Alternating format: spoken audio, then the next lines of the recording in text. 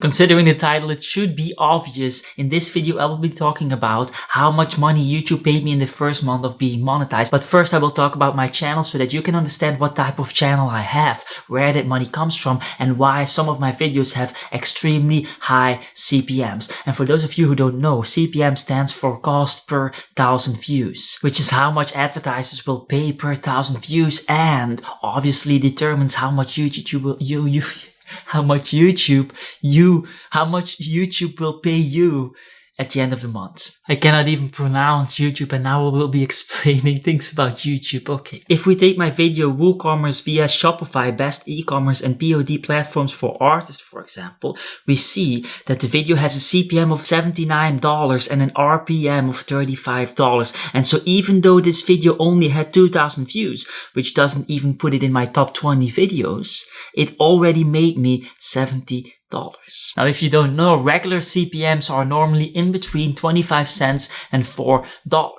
Again, meaning that advertisers will pay somewhere in between 25 cents to $4 per 1,000 views. And so this means that prank channels, reaction video channels, music channels, who all have CPMs of around $1, would need 160,000 views to get the same amount of money for their video as this WooCommerce via Shopify video. And so in other words, the types of videos that you decide to make have a huge impact on the amount of money that you eventually make. And so in order to understand how much money my YouTube channel makes as a whole, we need to understand why this is the case. Why advertisers are willing to pay more money to put their ads on these types of videos instead of putting their ads on music videos or art tutorial videos, for example. And in order to understand this, you need to understand three things. First of all, there's the spending mindset. By talking about money, talking about business, talking about finance, you bring people in a money spending mindset, which is obviously a good thing for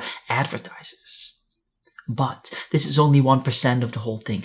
99% of the impact actually comes from the following two things. One of them is the concept of reciprocation, which states that people are way more likely to help you out, to do what you ask, to give something back when you did something for them first. In other words, when your friend asks you to drive them to the airport, you kind of don't want to do that and want to say no. But if that friend just helped to move you a weekend earlier, then you will likely say yes. As a matter of fact, you will just drive them to the airport because you want to be a good human being, and that's what good human beings do. This is the law of reciprocation, and when you look at my WooCommerce via Shopify video, you see that that video gives people information that they then can use to make more money afterwards. In other words, it gives them something.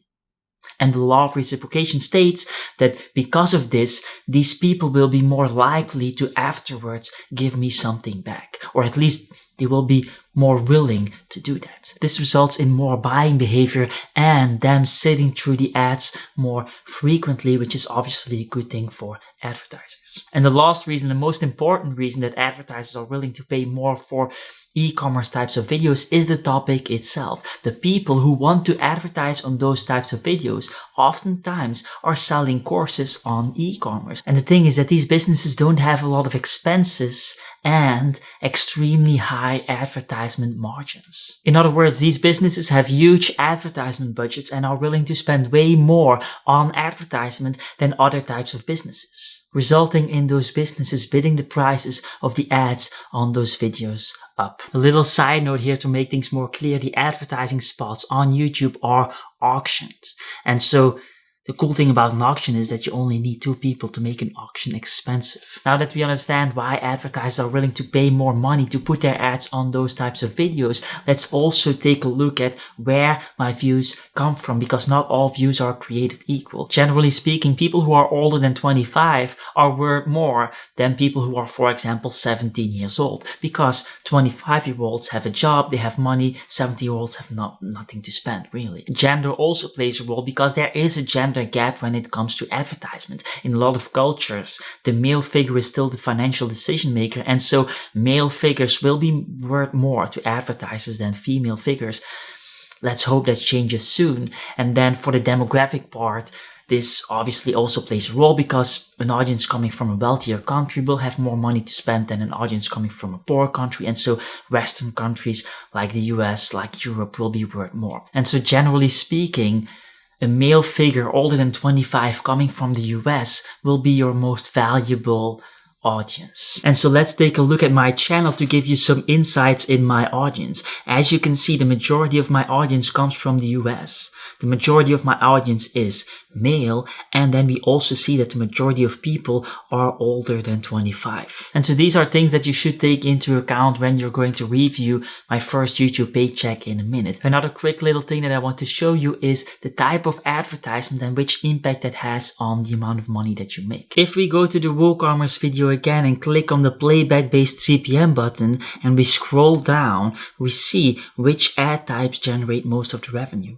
And as you can see, 97.3% of the ads revenue comes from skippable video ads. And so make sure you enable the skippable video ads on your videos. And if anyone understands this graph here, put it in the comment section because I don't know how to explain it. It shows how much advertisers paid per 1,000 views on each given day, but I don't understand where these spikes come from. As you can see, on some days advertisers would pay almost $700 for 1,000 views, and on other days just $14. What's happening here? Are these particular events in the world that have an impact and influence, or are these particular marketing campaigns from businesses that accidentally collide, or what's happening here? I don't have an explanation for these spikes. If you do, put it in the comment section. It's not the most important piece of information, but it's always nice to learn more things. Then there's one more thing that we have to cover before I reveal how much money I made, and that is where my views comes from and what my audience retention rate is, because the amount of money that you will make all comes down to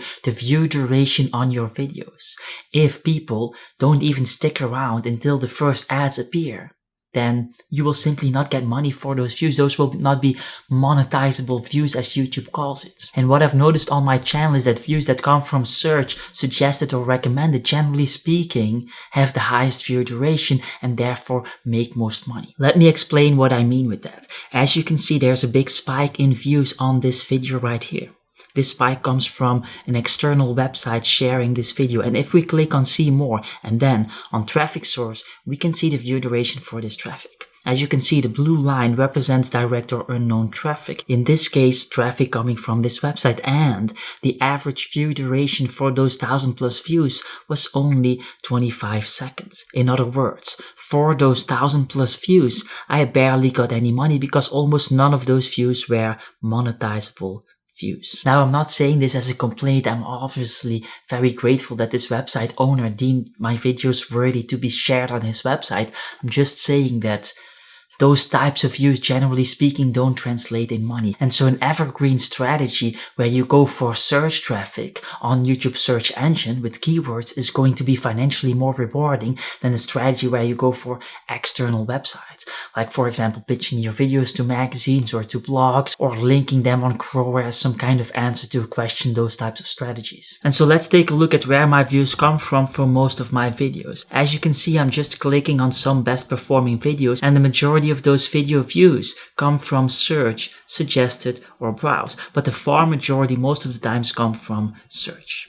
And if we take a look at the view duration on that search traffic for a video, how to sell art on Instagram, for example, we see that for the search traffic, the view duration is fairly high. If we go to my videos content tab and click on the search volume, you can see for which keywords this video is ranking, which is super cool. And so we can go through all my videos and see which keywords it is ranking for and on which spot it is ranking. If you also want this feature to see which keywords your videos are ranking for, then you just have to install the free version of TubeBuddy. I personally use the paid version, but if you're just starting out, the free version is more than enough. And so there's a link in the description if you're interested. And by the way, don't be mistaken, some of these keywords actually have some decent search volume going on. How to sell art on Instagram, for example, has around 800 to 1,000 searches a month. And selling art online has around 8,000 searches a month. These are keywords that I'm ranking for. Now, the reason I'm saying this is obviously not to brag. The reason I'm saying this is because you, as a small YouTuber,